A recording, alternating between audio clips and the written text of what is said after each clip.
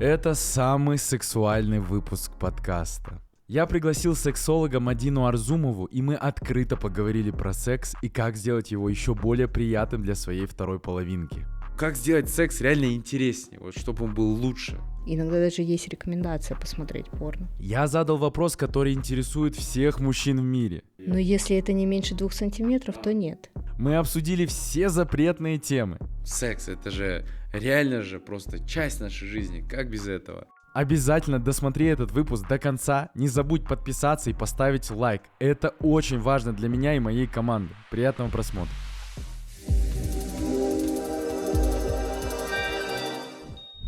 Сегодня самый сексуальный выпуск.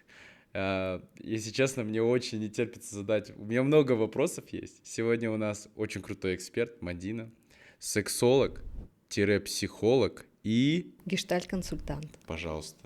Ну, вот насчет вот этого потом подробнее расскажете, что это такое, потому что я вот тоже так не до конца это понимаю. Ну, во-первых, здравствуйте. Здравствуйте. Очень много вопросов. Очень интересная тема. Рада быть полезной. Во-первых, что такое секс вообще? Дайте свое определение. Ну, секс в первую очередь это парное такое действие, и это способ коммуникации с партнером. Это в первую очередь. Способ коммуникации? Секс — это коммуникация в паре. Угу. А можно тут чуть подробнее? А если мы говорим про сам контекст секса, то это прям вот как пара может взаимодействовать в близости друг с другом. Ну, то есть вы когда сначала же у пары как идет влюбленность, этап симбиоза, да, там слияние, вот мы к чем-то похожи, что-то у нас такое вот есть магнетизм какой-то и так далее. И вот в этом отношении, когда пара соединяется, еще плюс накладывается добавочный такой продукт, как секс, то пара начинает коммуницировать как бы ближе. То есть после хорошего секса многие говорят, что там партнер какой-то вот даже повыше стал, получше стал, покрасивее стал, пожеланий стал и так далее. Давайте рассмотрим такую конкретно бытовую ситуацию. Там муж, жена, больше уже 3 лет, уже кредиты, ребенок появился первый, все, статистика секса падает. Что делать? То есть вот какие есть, грубо говоря, ключевые действия, буквально там вот это важно, вот это и вот это, что можно прямо сейчас применить, чтобы, статистику поднять? Ну, в первую очередь определить, что у меня вообще-то у нас в паре есть проблемы. Да. Принятие этого. То есть увидеть. Первый принцип. Да, Прикольно. увидеть, что проблема существует и хотим ли мы ее вообще-то решать. Готовы ли мы ее решать, эту проблему. Потому что у каждого же человека, у партнера либидо разное, да, желания разные, предпочтения разные. Здесь нет вообще понятия нормы, что там должно быть 2 раза в неделю или 3 раза в неделю. Такого не существует. Есть просто то, как человек хочет, не хочет. Потому что секс — это добавочный продукт. Добавочное желание. Вот если есть в психологии такое понятие, может быть, вы слышали, гомеостаз называется.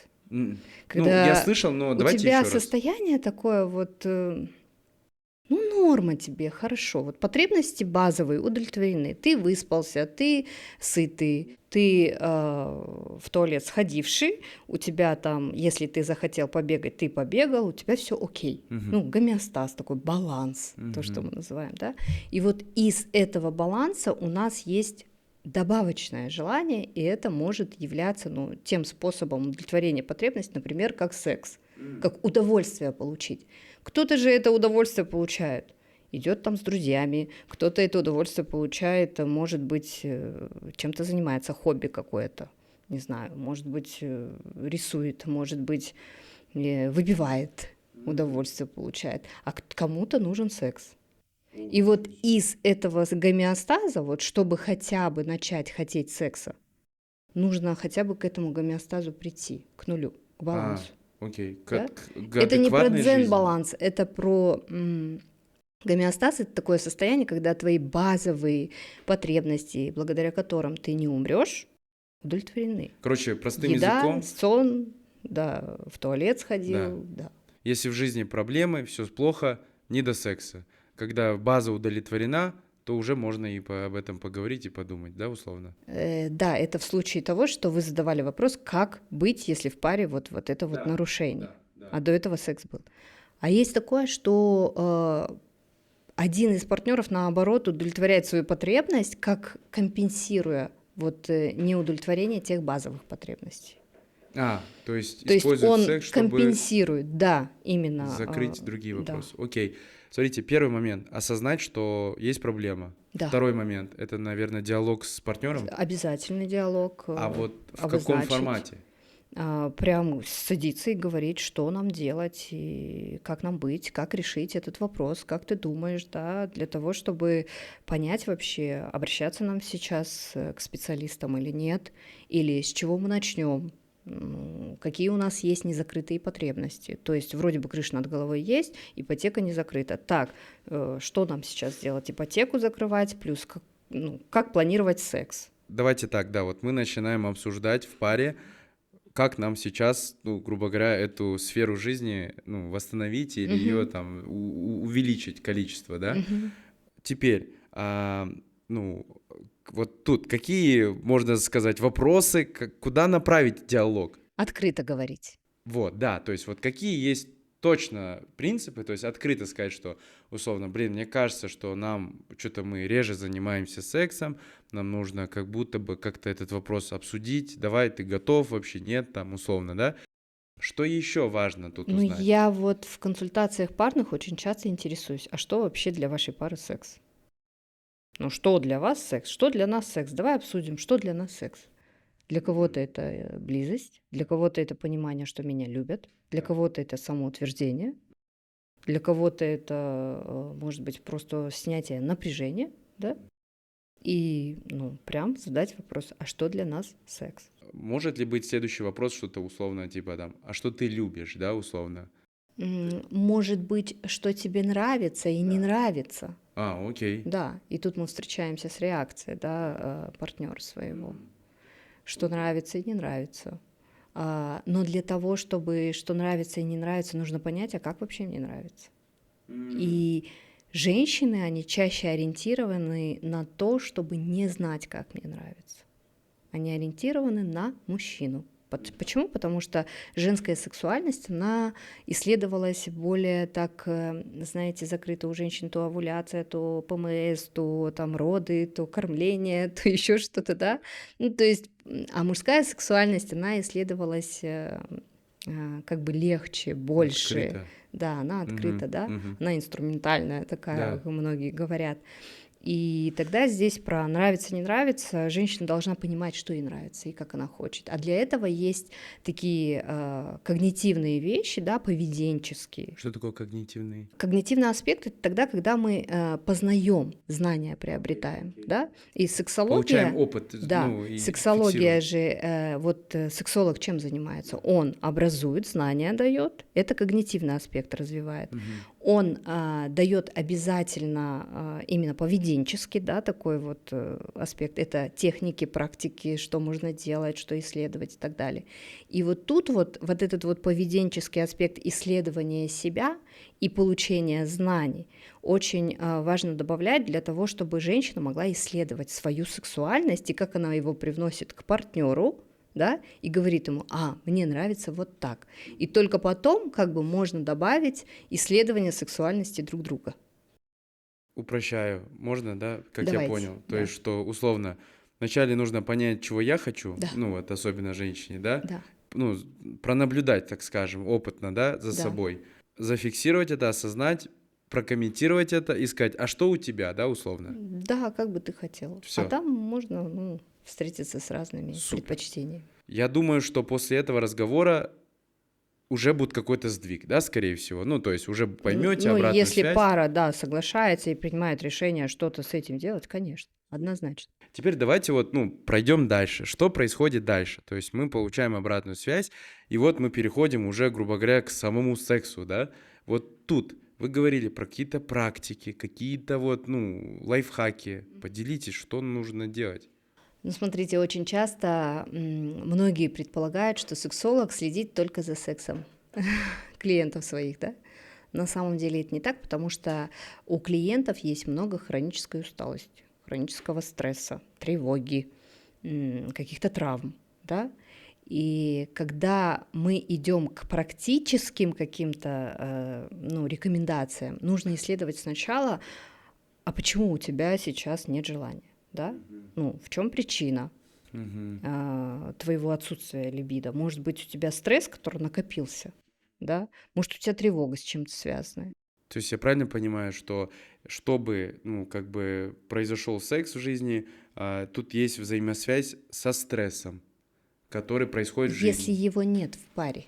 И тут нужно исследовать в первую очередь, что блокирует его. Ну, то есть какие-то проблемы. Да, То есть да. есть прямая связь, Да. стресс и отсутствие секса, да? То есть чем больше стресса, тем меньше секса. Да, стресс, тревога, ипотека, говорю же, какие-то там, может быть, родители вместе живут, может, дети маленькие. То есть секс это же как коммуникация. Вот прям вы познаете друг друга, да. А секс надо планировать в таких ситуациях. И очень многие там говорят: Мадин, а что я должна там в графике записать, там во сколько у меня должен быть секс, это же вот что-то из ряда всего. Нет, это не про график, а про то, что когда вы встречались со своей девушкой или вот только-только, да, когда собирались жениться, вы планировали свидание, и было такое предвкушение. А это предвкушение, оно же рождает что? Желание, возбуждение в теле. То есть если секс, он не физическая потребность, это психологическая потребность. И если мы говорим про психологическую потребность, то физика должна как-то возбуждением показать тебе, что я готова, я хочу, да, или я готов. Окей. И тогда вот, когда секс планируешь, есть некое такое предвкушение. Именно в парах, которые вот, о которых мы говорим, да, у которых исчез секс, у которых много лет опыта совместной жизни. Я сама 20 год почти в браке, да, во втором. И я знаю, что это такое, правда, его лучше планировать. А вот можно вопрос? То есть практически, получается, мне нужно заранее обсуждать с супругой, когда будет секс, время. Нет, не время. Ну, хотя бы, День. когда вы можете, не знаю, друг другу посвятить это время. И вот это вот ожидание и планирование его Предвкушение. уже Да. будет увеличивать Да. между нами какую-то Желание. связь. Да. Супер. Практика. Напишите, договоритесь со своим супругом. Короче, вы поняли. Окей, интересно. Что еще может повлиять на, вот, скажем так, вот это вот коннект? Ну, в первую очередь рождение детей, потому что у женщины гормональная перестройка, она вовлечена больше в ребенка, да, и женщина, ну, она устает. Ну, если она там одного отвела в школу, второго в садик, третьего надо было покормить, ночью не выспалась, кушать нужно приготовить. Все, сил нет на секс. А что делать в таких случаях? Детей же не уберешь? Вот поэтому планировать. Опять-таки планировать, когда вы можете, да, там, няню позвать, или маме отвезти, или еще что-то, кого-то пригласить, подругу на 2-3 часа и так далее. Вот смотрите, мы попробовали поговорить, мы согласились, что у нас есть в этом проблема, Да. и мы переходим уже к самому процессу, к сексу. Мгм. Какие есть вот эффективные упражнения, способы, лайфхаки, вот, которые я могу попробовать применить, и, возможно, они у меня сработают? В первую очередь исследовать сексуальность друг друга, если это парная техника. То есть это вот как Смотрите, практически? есть такая техника про предметы, много-много предметов собираете. Ее очень многие недооценивают, но она очень много раскрывает различных интересных моментов в паре. Вы закрываете глаза своему партнеру и начинаете предметами прикасаться к его телу. В первую очередь это как прелюдия, да, вот именно прелюдия, момент близости. Во вторую очередь вы исследуете, насколько вы доверяете, и вам партнер доверяет, да, тут про доверие еще техника. И плюс еще вы начинаете знакомиться, ого, а оказывается, вот этим предметом там холодным партнерше моей было приятно и классно, а вот этим предметом она ничего не почувствовала. А вот эта спина у нее эрогенная, а ляжка у нее не эрогенная. И она исследует вас таким способом тоже. То есть партнеры меняются. Круто. Это практика. Супер. То есть как ее можно назвать одним словом? Давайте назовем ее много предметов, 100 предметов. 100 предметов. 100 Техника 100 предметов. Окей, супер. Я даже не знаю, обычно я говорю, практика. Напишите там что-то, а тут что? Тут надо просто пробовать, и все. Ну, мне нравится эта идея. Если мы говорим про практики поз, вот для каждой пары действительно поза, она будет в определенном формате, да, то есть, ну, отыгрываться. Почему? Потому что у кого-то возраст, у кого-то спина болит, у кого-то вес, у кого-то сердце, да, и вот тут вот находить подходящий способ не как механизм, там сосок потеребил в шею, поцеловал секс, и каждый день одно и то же, каждый день одно и то же, да, как механистический такой процесс, а именно творчество включать. То есть тестировать экспериментировать. Разные гипотезы, да. так сказать. Сексуальность такая область, в которой очень много экспериментов важно применять. То есть получается, что в идеале каждый раз тестировать новые позы. Экспериментировать. Да. А их можно посмотреть, ну, в Камасутре, да, условно? Камасутра, исследовать с помощью своего тела. По На что ощущениям. вы способны, да? Если человек в весе, ну, он точно, ему нужно подбирать позы. Если женщина беременная, ей точно не будет удобно в каких-то определенных позициях, да, заниматься сексом. Ну, очень много экспериментов на этот... Второй ключевой момент — это постоянно тестировать новые форматы. Экспериментировать и привносить творческий процесс в сексуальную жизнь. Супер, отлично. Третий у нас какой? Смотрите, есть такое, что женщина или мужчина приходит и говорит, вот мы все роли перепробовали уже, там, одели костюм медсестры, костюм горничной, костюм врача и так далее. Все вот уже попробовали, и ничего не подошло. Когда ты интересуешься, а как вы пробовали, ну, там говорят, ну вот, одела, и чтобы снять. Да? Но это так не работает. Если мы говорим про ролевые игры, их важно что? Проживать. Как вот дети в песочнице сидят, строят замок из песка, и им кажется, что это по правде. Да. И здесь же нужно еще планировать сценарий. То есть если ты горничная, то ты какая? Соблазнительная, ты доминирующая или подчиненная горничная. То есть, грубо говоря, отыгрывать до конца уже, раз уж ты... Ну, раз ты пошел в игру, играй. Да. Всё. Это прям как формат игры.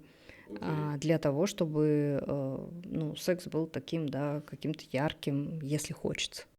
Потому что это относится к к игровому ролевому поведению пары. Да? А есть шаблонный такой, вот как механизм, да, одно и то же. Да. Вот кнопки там нажал, и все, и секс. И успешные каждый день связки, одно и то же. скажем так. Да. Окей. То есть, помимо поз, в идеале еще добавлять какие-то там игры, какие-то... Да, если хочется. Ну да, конечно. Окей. Что еще? Если говорить про лайфхаки, обязательно образовываться, потому что сексуальное образование — это такая вот какая-то темная тень, которая ходит вроде бы рядом, но непонятно, что это.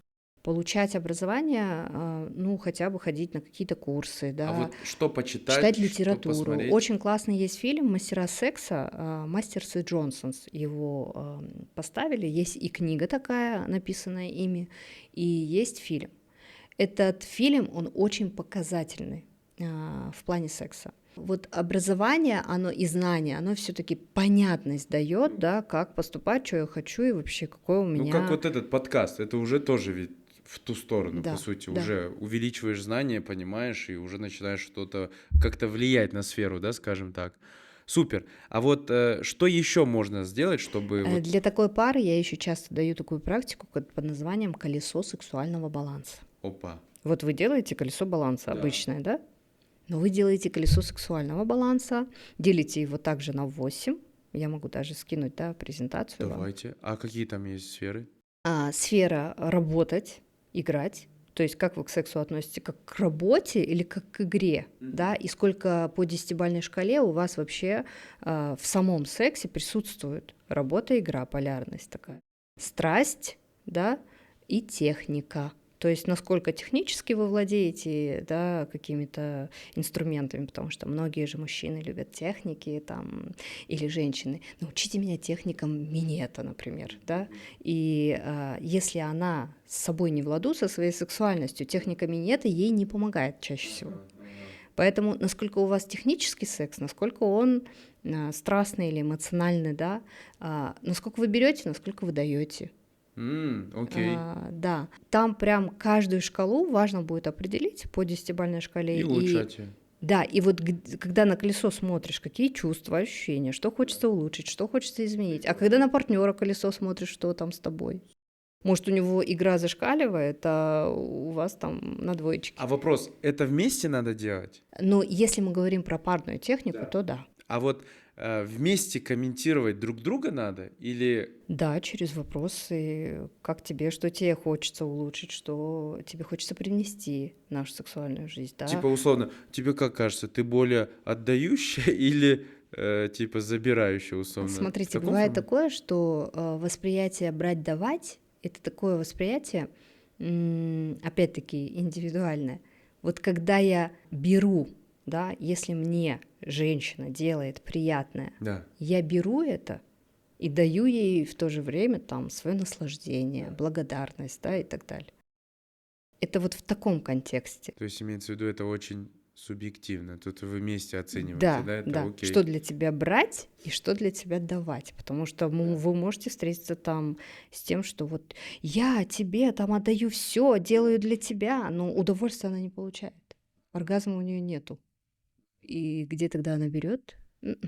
А вот тут, блин, вот как будто такая опасная, конфликтная Да, история. да. Оценить друг Поэтому друга. я и говорю, что такие технические вещи, практики, как сексуального формата, очень классно обговаривать, знаете, через вопросы и потом идти с этим к специалисту, если у вас еще не было знаний и понимания об этом. Готовности. Да, да, потому что специалист, он же в любом случае вам Потому покажет, что объяснит можно и... оценить и обидеть Да, тем самым. обидеться. Да, Да, да, окей, хорошо. Это такой важный был дисклеймер. Но тем не менее, передаем вам реально очень важную информацию. Я сам сейчас ее применяю, буду применять. Просто имеется в виду, тут важно, чтобы у вас готовность была. Окей. Что еще?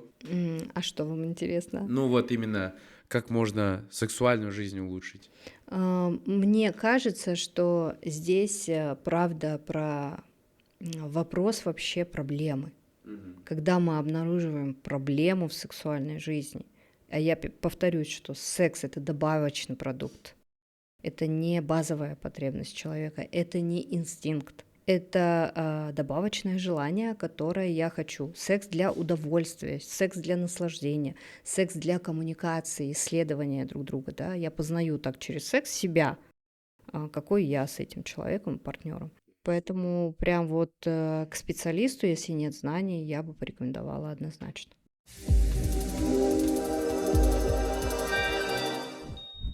А вот и наши 3 победителя, которые получают по 50 тысяч тенге за их истории. И у нас еще один победитель, который написал инсайты, как он это будет применять, получает подборку книг от Ерулана. Вот такие вот у нас щедрые интерактивы. И, кстати, смотрите этот подкаст до конца, потому что тут тоже будет очень классный подарок. Приятного просмотра.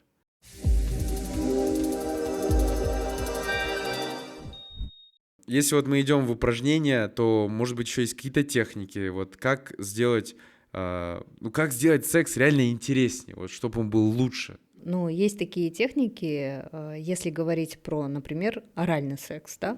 Если мы говорим про техники минета, то большая ошибка женщин совершается тем, что, вот, например, приятно по головке члена проходить тыльной стороной языка. И очень многие женщины об этом не знают.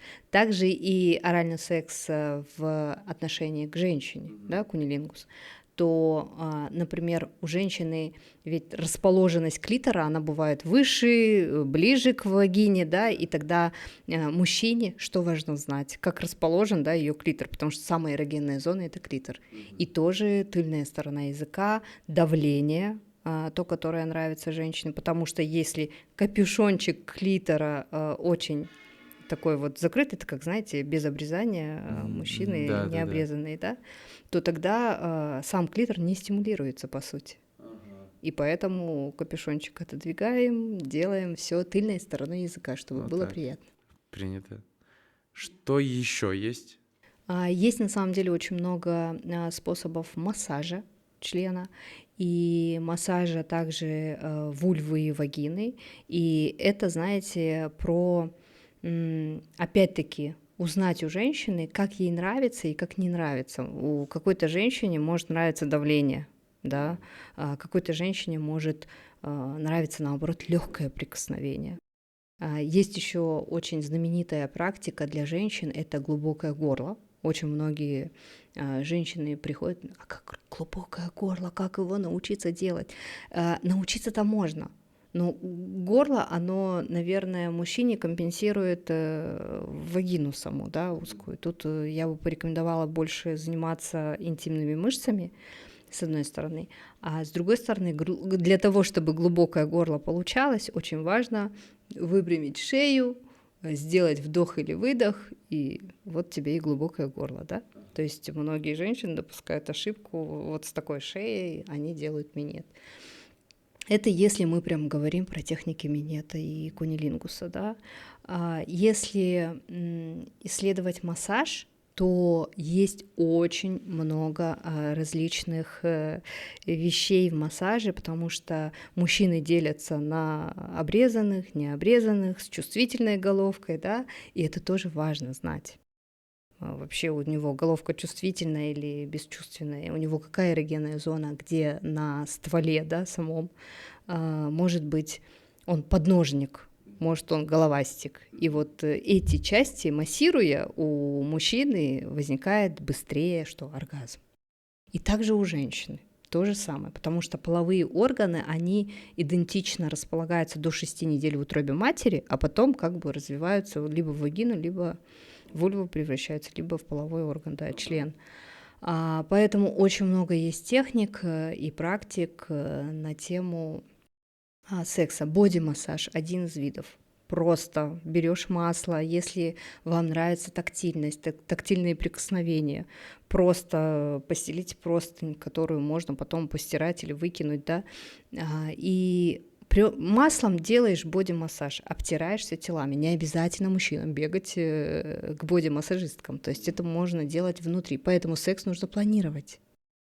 Когда ты его планируешь, предвкушаешь, ты можешь это все потихоньку привносить как творческий процесс, как эксперимент, исследуя друг друга, получается. И очень многие мужчины смотрят ведь порно, и наглядно порно, оно, с одной стороны, искажает как бы реальный секс, если это не хом-видео. Да.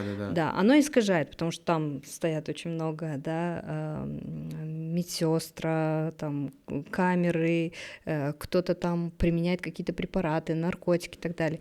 Сама индустрия осуждается, а если мы говорим про сам технический момент секса в порно, то он идеализируется.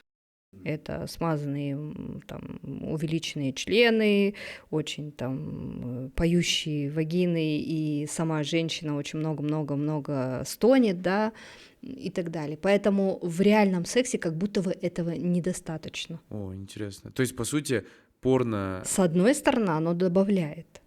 Мужчина, смотря порно, образовывается.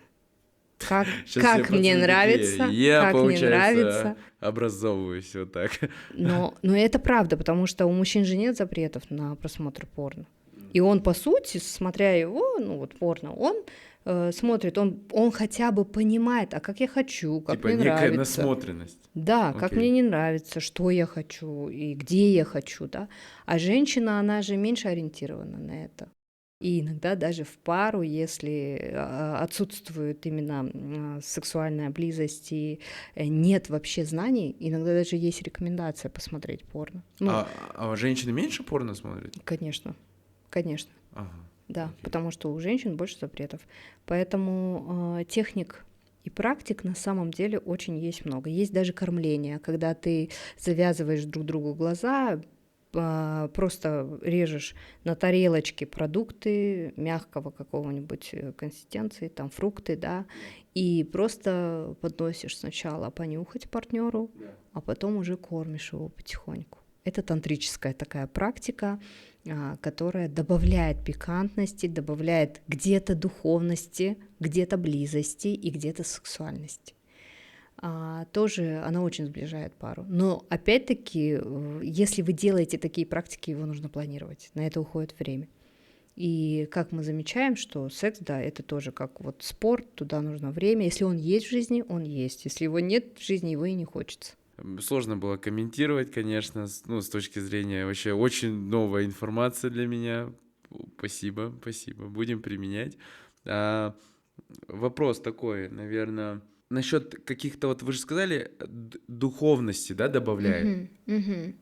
По себе скажу, да, что бывает действительно такое ощущение после, да, что прям аж ты наполнился, вот прям вот что-то такое произошло, такой какой-то энергообмен, что ты прям аж зарядился. Вот это прям. идет психологическая переработка вашего удовольствия. Потому что после оргазма у кого-то идет рефракторный период. Это как? Это точка невозврата, когда я вообще не хочу больше секса и неизвестно, когда я захочу. Вот бывает такое, что женщина, она может сразу следом заниматься сексом. А мужчина бывает в рефракторном периоде, застревает на сутки, на двое, на трое и не хочет секса. Это называется рефракторная такая фаза. А у женщин больше психологическая переработка. То есть она говорит, а какой секс был? А как это было? А как вот здесь? Ой, блин, а зачем я вот так сделала? А может быть, надо было вот в этой позе? А блин, а тут целлюлит, а тут грудь. Да, висит и так далее. У нее начинает вот эта психологическая переработка. И классный момент психологической переработки, когда пара на этой фазе соединяется и обсуждает секс. А вот когда ты сделал так, было здорово. А когда ты постимулировал там мне сосок, я прям, не знаю, мне было так приятно. А когда ты вот в этой позе была, я прям вот как-то к тебе как будто бы ближе стал. То есть вы подмечаете то, что было классно. Практика такая после секса комментировать и рефлексировать, что было. Да, Супер. Психологическая переработка называется. И вы прям начинаете на этой фазе добавлять, а что бы мы еще добавили в следующий раз? Давай попробуем вот так. И это мотивирующий такой компонент, который добавляет именно, многие говорят, называют это страстью, но это больше как отношение, да, к друг другу, к страсти, как вот к чему-то такому поддерживающему. Какие есть переживания, да, то есть вот особенно с точки зрения вот там самого секса, то есть о чем часто переживают женщины, о чем переживают мужчины, вот из вашей практики? Женская история часто у меня с телом что-то не так, у нее нарушение образа тела. Да, и переживание, что вдруг я ему не понравлюсь. У мужчин часто переживание, что неудачно, то есть не доведет ее до оргазма, неудачно получится сам секс. Вот это частые переживания мужчин и женщин, очень частые. У мужчины по времени, да, именно то, что... Не то, что по времени, а то, что у мужчины больше, наверное, психологически, а понравлюсь ли я ей сейчас? Потому что мужская сексуальность, она ориентирована на долженствование какое-то. Мужчина должен сам догадаться, как женщине хорошо, как ее довести до оргазма. А вот в бар сходил там, выпил где-то, надо же ее пригласить на ночь обязательно и показать, какой я крутой самец. Ну, то есть мужчина больше ориентирован на это. Это социальный больше, да, догмат такой. И если мы говорим про его тревогу в этот момент, то, мне надо ей понравиться. А тревожность, она же отвлекает, наоборот, удовольствие. Тревожность, это не про либидо. Тревога и все комплексы, они, наоборот, тебя уводят от оргазма. Поэтому бывает же много у мужчин еще тревоги про размер. Размер члена имеет для мужчины место быть вообще очень сильно, и это обусловлено опять-таки мерением, наверное, в подростковом возрасте, потому что я всегда говорю, не размер члена имеет место быть, а сам мужчина, только его навыки, его способности, его умения, да, быть в контакте с женщиной. А вообще реально физиологически никак не влияет? Но если это не меньше 2 сантиметров, то нет. Все нормально, все хорошо. Потому что на самом деле в древние времена, да, когда были боги, архетипы и так далее, считалось, что как раз-таки чем больше размер члена, то тем меньше он сможет удовлетворить женщину. Поэтому как раз-таки говорилось, что с средним размером мужчины, ну, как бы требовали спрос такой больше у женщин. Но как будто вот именно порноиндустрия, да, немножко взяла и Конечно, поменяла. это искажение, да. Да. Порноиндустрия исказила, конечно же, Потому что сильно. я вспоминаю свой подростковый период, когда я там впервые начал смотреть порно, и я такой думаю, так, что-то надо делать. Что-то не то. Что-то надо вот сейчас, я не знаю, какие-то варианты искать, Да. что-то надо И вот решать. представляете, многие идут в медицину, увеличивают сейчас, пьют какие-то лекарства, да, для увеличения. И это все будет влиять на вашу функцию сексуальную. Это очень сильно будет влиять. А вот я еще слышал, у меня есть вот неженатые друзья, которые, допустим, там часто говорят, что, блин, у меня много половых партнеров, но после каждого секса я чувствую опустошение на душе. Ну, это вот простым языком, да, а вот с точки зрения, ну, как бы профессионального, что у них происходит? Ну, скорее всего, это усталость, очень сильное физическое истощение. Организм уже говорит, не надо. Потому что здесь же непонятно, зачем он идет к частым половым партнерам. Тут нужно понять, а зачем тебе частые половые связи? Что они, делают для тебя? Если как интерес, то ты, по сути, там удовольствие получаешь. Да. А если как просто самоутвердиться или показать, что я такой крутой и так далее, самец, вот я могу столько самок удовлетворить и так далее, оплодотворить, то, конечно, это будет истощать. Как Окей. доказательство. Супер. Вот я примерно резюмирую так. Второй этап у нас был такой про упражнения, и мы как-то повлияли на секс. Супер. Теперь у нас его стало больше.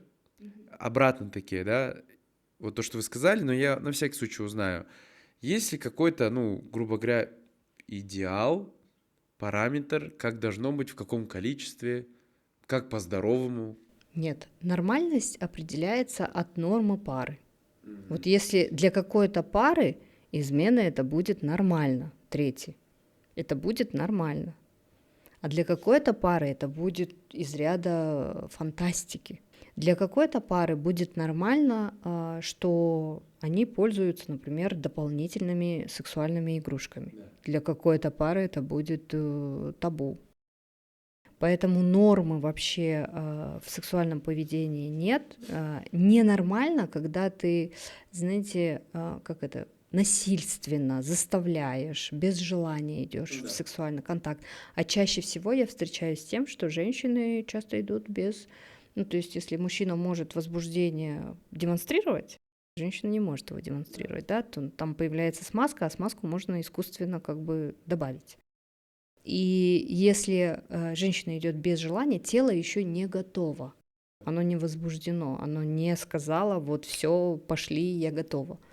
И, соответственно, без желания это, это уже что-то ненормально. Я либо удовлетворяю партнера желание для того, чтобы что? Чтобы там сохранить брак, чтобы не изменял или что. Это опять-таки навязанные социокультурные, стереотипы.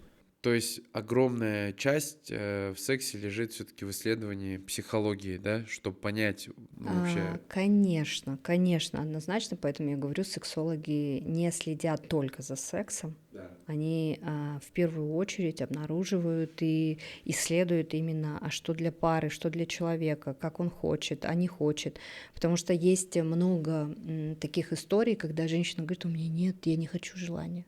Не хочу мужа, не хочу партнера своего, у меня нет желания. У меня сниженная либидо или я фригидная. Она пришла, и вот сразу у нее там я фригидная, диагноз. Фригидность — это когда ты не способна вообще идти в сексуальный контакт, да? И женщина приходит уже с диагнозом, который уже у нее в голове накручен. Она пришла с диагнозом и говорит, у меня нет желания. Если ты исследуешь, первый вопрос мой, как специалиста, я всегда говорю, у тебя желания нет к такому сексу, который в вашей паре, или у тебя вообще нет желания к сексу? Вот это ключевые тоже вопросы. У тебя нет желания к этому сексу, который есть у нас? Или вообще у тебя отсутствует желание? Ну, то есть это важный вопрос. Следующий вопрос. А почему люди изменяют? Ну, спустя много лет браки. Ну, потому что человек не существо не моногамное, в первую очередь, биологически. Мы, да, у нас всегда познается интерес к человеку через человека. И если говорить про измены, они бывают по ряду причин. Есть причина, ну, и женщины, и мужчины изменяют, да.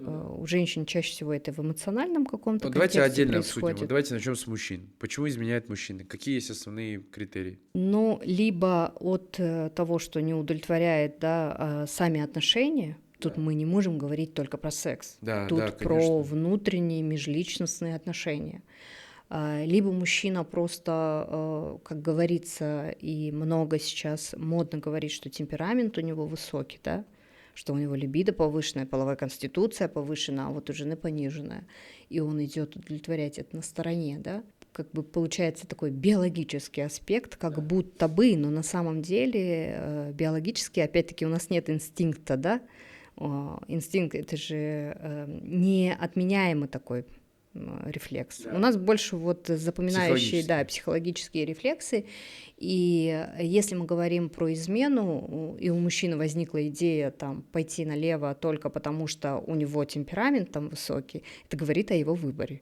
Вот и все. То есть, грубо говоря, вот это оправдание, как раньше было модно, что условно там, ну, вот у меня такая биология, я такой, да, условно, вот мне вот просто хочется. Это обман, это больше все-таки выбор просто. Конечно, потому что это не то, что обман, у нас у всех есть интерес к другому человеку. Вот мы же можем почему-то интересоваться двумя подругами, мы можем любить двоих детей, да? Мы можем любить там и коллегу на работе, там двух коллег. Мы можем любить маму и папу одинаково. Ну, то есть это про это. Также измены. Я могу там и это нравится, и та нравится. Понимаете? Это как интерес, новизна. Потому что человек, он не ориентирован только на одно и то же. Но сублимировать это все можно, управлять этим всем можно. Сублимировать это управлять? Да, управлять. Окей. Управлять, и ну, в нашем мегаполисе можно побольше работать, и тогда не будет хотеться так много секса, да.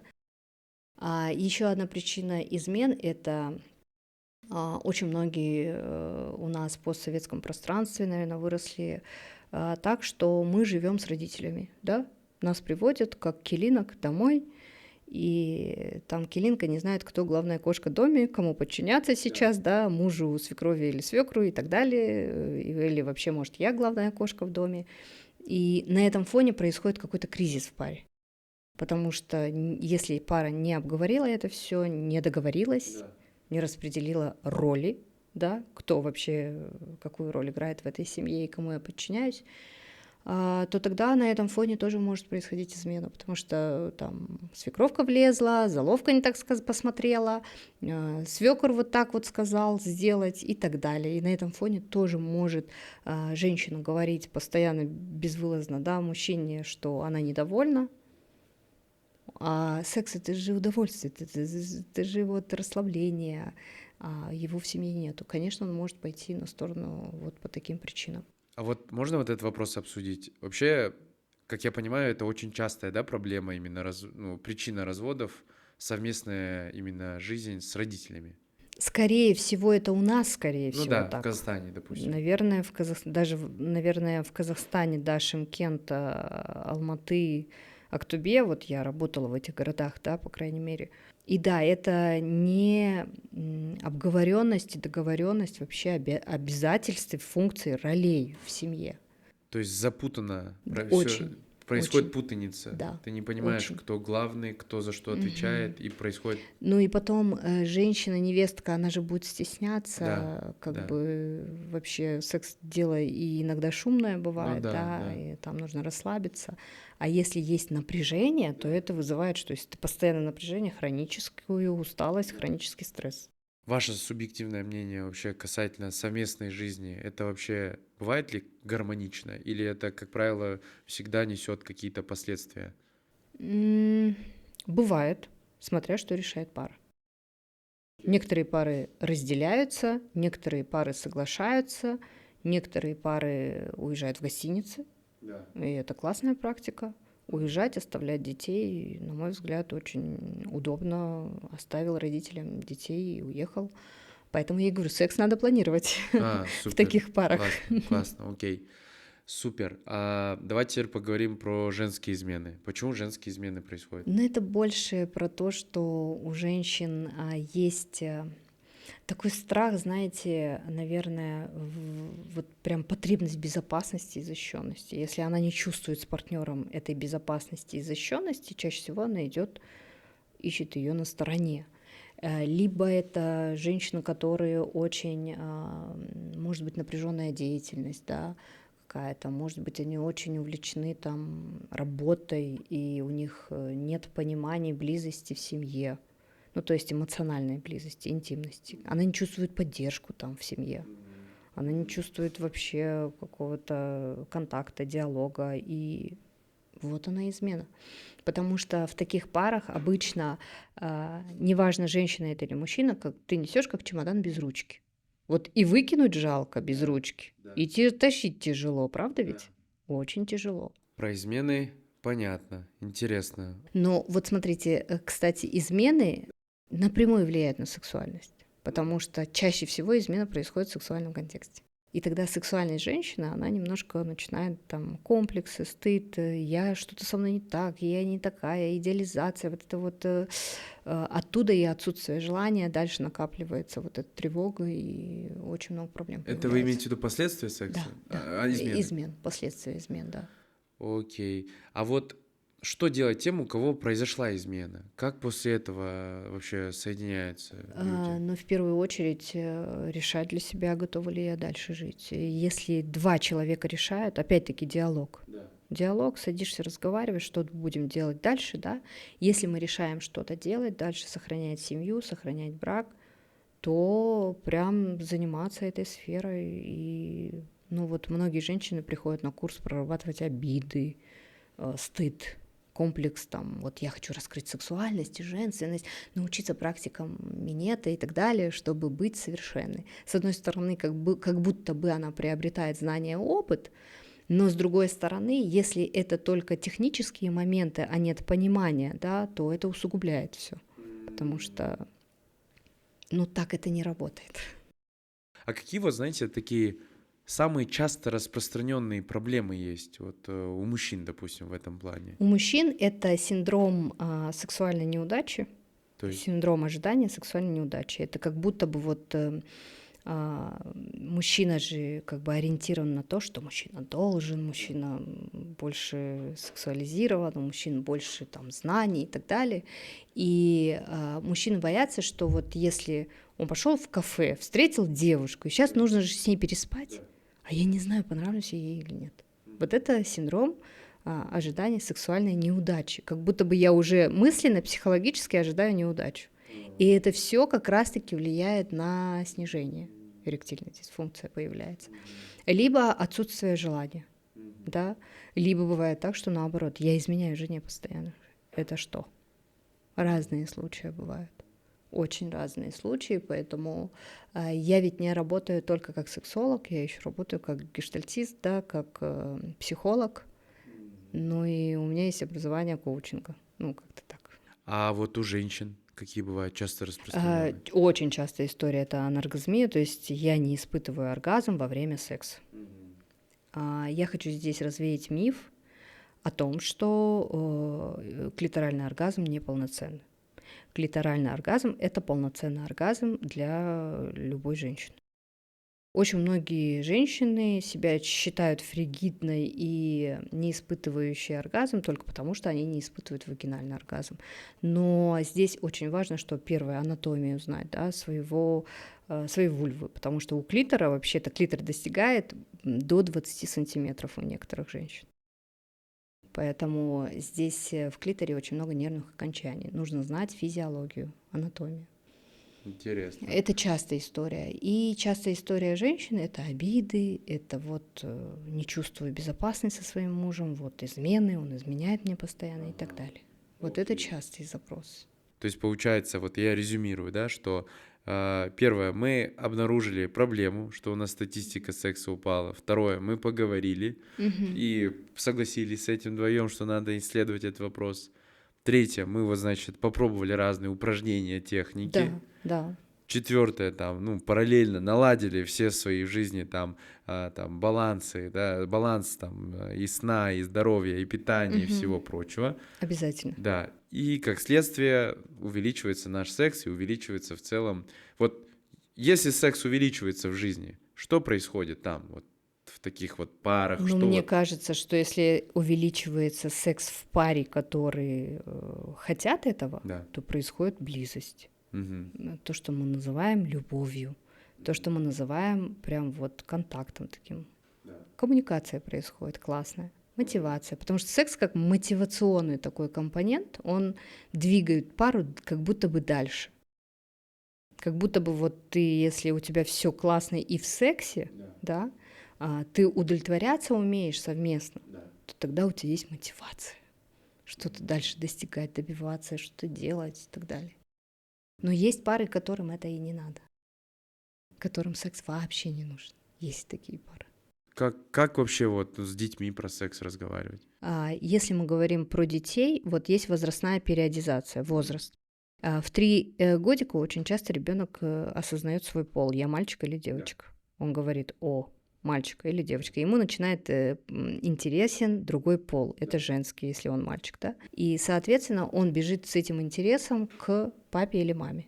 А почему устроено у нее так, а у меня вот так вот. И тут очень важно, конечно же, для того, чтобы не растеряться, иметь знания, объяснить ребенку, да, что потому что мы разные по физиологии. То есть есть очень много видео на этот счет, именно по возрасту подбирать и показывать.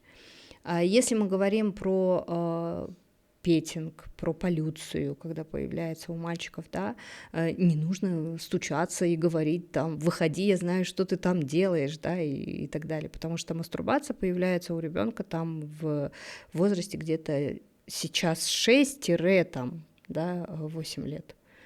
И так он исследует себя. Это не сексуальный интерес, не взрослый сексуальный интерес. Это исследование себя и как мне приятно. И тут очень важно не ругать, не бить по рукам. Потому что это может иметь последствия в будущем, да, в его сексуальной жизни. У него будет это как что-то плохое, не очень правильное, да, условно. И так может быть, и может закрепиться механизм. Механизм именно семяизвержения, когда зафиксироваться рефлекс мастурбации, и потом в сексе с женщиной, когда он повзрослеет, ему сложно будет испытывать оргазм, именно нужна будет такая функция мастурбации. Может и влиять и так, бывало и такое. Поэтому здесь важно не ругать, а оставить ребенка, чтобы он все это дело доделал, да, и потом просто как-то выводить его на диалог, про то, прививать, что это твое тело, и это важно, да. Есть еще такое понятие, как эффект трусиков, да, прививать, что гигиену, что под трусики никто не имеет права залазить, тебя трогать, и вообще-то без твоего разрешения вообще нужно границы соблюдать, да. Это важные такие базовые вещи, которые важно говорить, прививать ребенку. В любом случае ребенок узнает это, и он узнает на сайтах, на улице и так далее. И как-то будет искаженно восприниматься эта сексуальность во взрослой жизни. И поэтому здесь прям смотреть на возраст. Если это 3, 5, 8, 10, подростковый возраст, по мере интереса объяснять ребенку, не бояться, не стыдиться. Но для того, чтобы объяснить ребенку, нужно самому как-то знать информацию. Давайте заденем тему мастурбации. Угу. Вообще, что это, как это правильно, неправильно, это стоит, не стоит, условно, тоже такая большая тема. Да, мастурбация большая тема, и на самом деле это опять-таки исследование себя.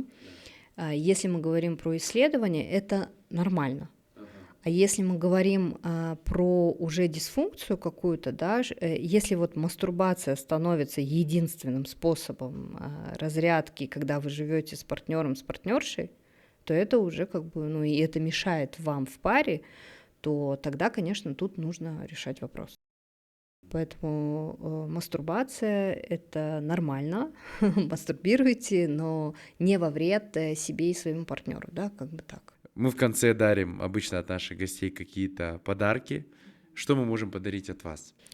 Курс «Границы и сексуальность» для 5 человек.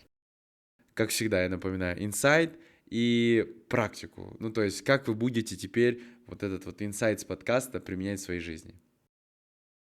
Вот так вот. Интересно мы сегодня поговорили. Спасибо вам большое.